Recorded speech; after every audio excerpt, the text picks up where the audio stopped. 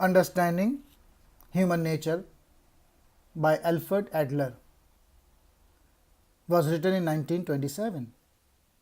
What we think we lack determines what we become in life. It is the feeling of inferiority, inadequacy, and insecurity that determines the goal of an individual existence.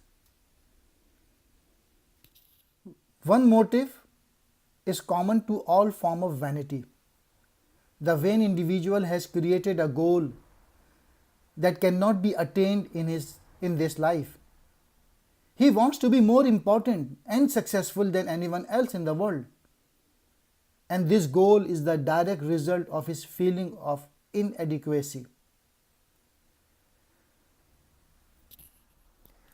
Like Freud, Adler believed that the human psyche is shaped in early childhood and that patterns of behavior remain remarkably constant into maturity.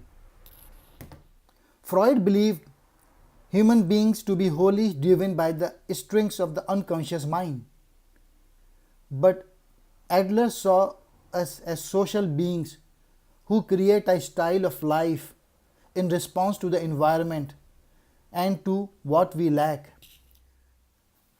A main idea in Adler psychology is that individuals are always striving towards a goal, whereas Freud saw us as driven by what was in our past.